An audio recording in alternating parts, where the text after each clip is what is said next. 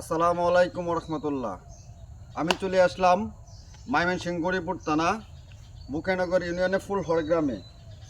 আমি আজকে আপনাদেরকে এমন একটি ভিডিও তুলে ধরতেছি যেটা এই বাংলাদেশে বা বিশ্বের ইতিহাসে কখনো মনে হয় এ ধরনের ভিডিও পান নাই। আপনাদের জন্য এত কষ্ট করে ভিডিও বানানো হয়, যদি আপনারা সেই ভিডিও থেকে যদি কোনো শিক্ষায় গ্রহণ না করতে পারেন তাহলে সেই ভিডিও না দেখে কোনো লাভ নেই। আমি আজকে আপনাদের জন্য এমন একটা ভিডিও নিয়ে চলে আসছি যে ভিডিওটা দেখে আপনাদের অন্তরে একটু হলেও কষ্ট লাগবে, একটু হলে আঘাত লাগবে। আমি এখন কথা বলবো এই একটা প্রতিবন্ধী ছেলের সাথে। আমি তার মুখ থেকে অনেক কিছু জানতে চাচ্ছি বা আপনাদেরকে জানাতে চাচ্ছি। আসসালামু আলাইকুম। ওয়ালাইকুম আসসালাম। আপনি কেমন আছেন? ভালো আছি, আপনি কেমন আছেন? আলহামদুলিল্লাহ ভালো আছি। আপনি ভালো আছেন? না, আচ্ছা। আপনার নাম কি? রনি। রনি। আর রনি সাহেব, আপনার ফ্যামিলিতে কে কে আছে? মা আছে, বাপ আছে, ভাই আছে, ছোট বোন আছে। আপনার ভাই কজন, বোন কজন? দুই ভাই এক বোন আর বাবা। আপনার বাপ কি করে? আমার বাপ কৃষি কাজ করে, মনে করেন। তো আমি আজকে এই এই প্রতিবন্ধী ছেলেটার কিছু কাজকর্ম আপনাদের মাঝে তুলে ধরবো। আশা করি আপনারা পাশে থাকবেন এবং সম্পূর্ণ ভিডিওটা দেখবেন। তাহলে চলুন আমরা কিছু রনির কাজকর্ম তুলে ধরতেছি।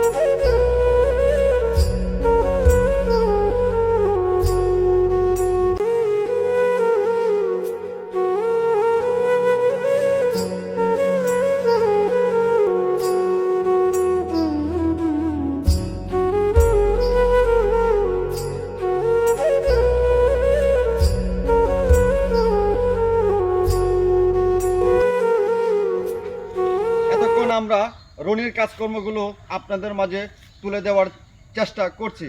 আশা করি আপনারা এই প্রতিবন্ধী ছেলেটার কাজকর্ম দেখে অবশ্যই আপনারা কিছু না কিছু শিক্ষা গ্রহণ করতে পারছেন।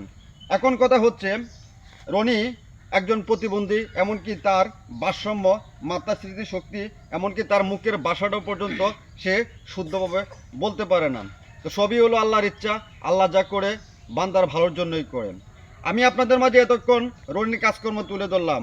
এখন প্রশ্ন হচ্ছে, আমাদের এই বাংলাদেশে এমন অনেক লোক আছে যারা বিভিন্ন কৌশলে টাকা ইনকাম করার ধান্দায় মেতে উঠতেছে। কেউ মদ বেচে দুধ কা, আবার কেউ দুধ বেচে মদ কা। বাংলায় একটা কথা আছে। আমি এখন যদি প্রশ্ন করি, এই প্রতিবন্ধী ছেলেটা সে যদি পারিবারিক কাজে সহযোগিতা না করে সে যদি ঢাকায় গুলিস্তান অথবা রেল স্টেশনে সে যদি ভিক্ষা করতো তাহলে তার দৈনিক আয় করতে পারতো 4,000 থেকে 3,000 টাকা, মাসে উঠতেছে 1,20,000 টাকা। কিন্তু সেই ছেলেটা সে ভিক্ষা না করে সে কিন্তু বাপ মার সাথে পরিবারে একসাথে থেকে তার বাপ মাকে কিছু কাজের সহযোগিতা করতেছে। আমাদের বাংলাদেশে এরকমও হাজার হাজার লোক আছে যারা বিভিন্ন কৌশলে টাকা ধান্দায় মেতে উঠতেছে। ভালো লোক দেখতেছি অন্ধ সেজে ভিক্ষা করতেছে, ভালো লোক দেখতেছি পঙ্গু সেজে রাস্তায় ভিক্ষা করতেছে, টাকা ইনকাম করতেছে।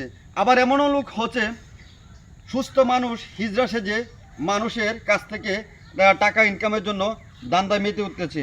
এখন প্রশ্ন হচ্ছে, এই বাংলাদেশে বিভিন্ন কৌশলে বিভিন্ন ধান্দায় মানুষ টাকা ইনকাম করতেছে। আমি ধন্যবাদ জানাচ্ছি তার বাপ মাকে যে তার ছেলেকে সে ভিক্ষায় নাম না দিয়ে সে তার পরিবারকে রেখেছে।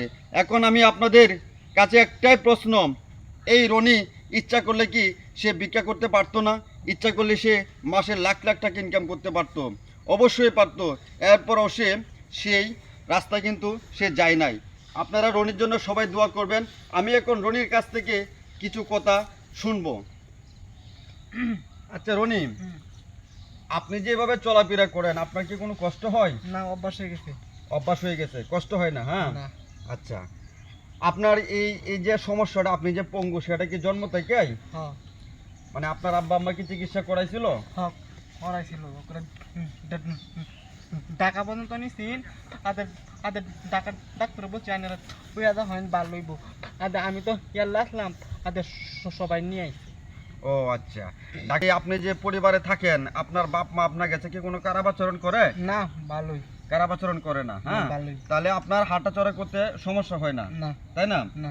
আচ্ছা রনি, আমি আপনার যে আল্লাহ তাআলা এইভাবে সৃষ্টি করছে, আপনি কি আল্লাহ তাআলার কাছে অসন্তুষ্ট? না হ্যাঁ, না, আপনি আল্লাহ তাআলার উপরে খুশি আছেন?